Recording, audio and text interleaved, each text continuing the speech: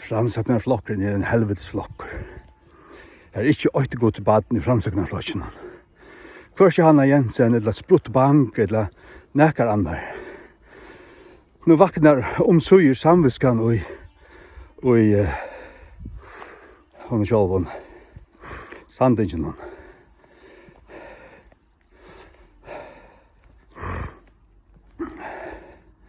Ja, omsuger.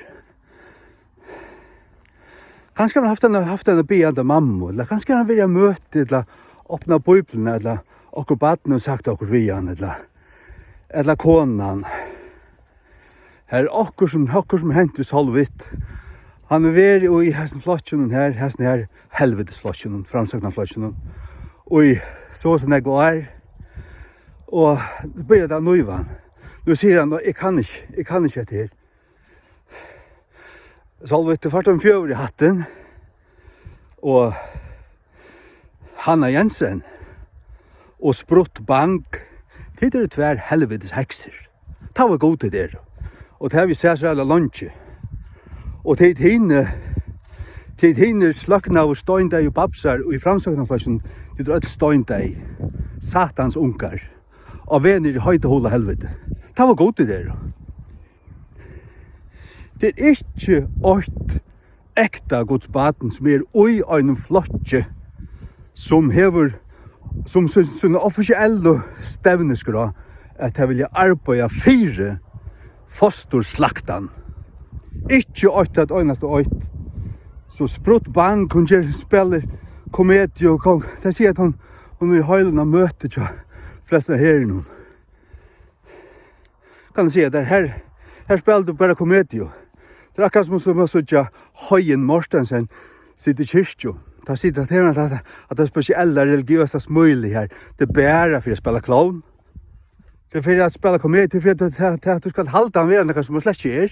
Han er overhøver ikke. Og godsbaden. Slett ikke.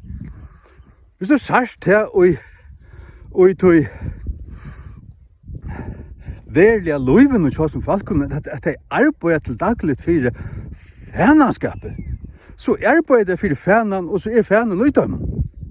Fænen er i Spruttbank. Fænen er i Hanna Jensen. Det har funnet deg omsøyer det av her i babsammanjøtene vi Gøtejegg og gav henne foten inn i reivene. Det er sånn at du skal hitje på tingene. Og nå holder det til at du bruker fænen, du sier fænen. Jeg kaller fænen for fænen. Ja, hva er det for noe? Det er en devel. Og det er djevelsens baden. Ja, men fænen er det ikke baden. Hva er det for noe? Fænen er en devel. Og djevelsens baden er djevelsens baden. Det er ikke Guds baden. Så er det de som er anbo i satans hånd. De kunne kalle seg tryggvande, sette seg i en sel, eller ikke hva sel de sette seg i. Det har han ikke gjør. Det er ikke akkurat likame. Så at, ja, Solvit har åpenbart funnet det av at han har en sammensko, akkurat nøyver han her. Han og Rott, her nøyver der ønsker. Der arbeider 4 fænan.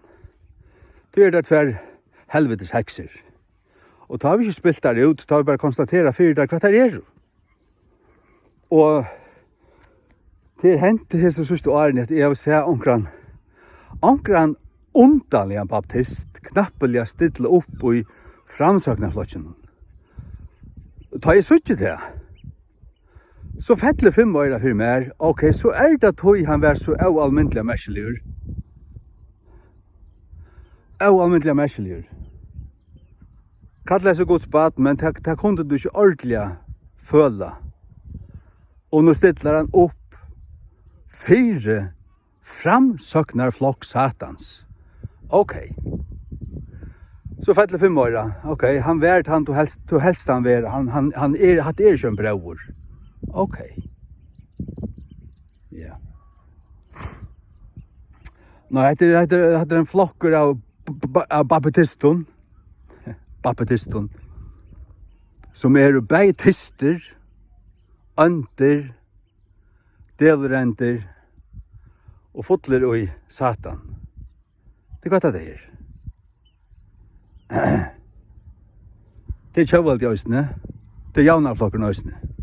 Da er det trudger armar av satan som ligger med i fargen. Da er det utføret det som bor i satans hjärsta. I landet. Så at det er satans ting, men totalt.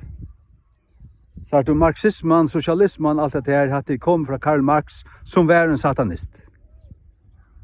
En gods hætare og gods avnoktare. Som frelster så kan du bare velge myflotjen, folkeflotjen, eller sambandsflotjen. Alt heter mordla mine dødrent. Så var det det. Og så er det, jeg sier min mening akkurat som den er, og det må du bare tenke deg av. Jeg legger ikke ut det.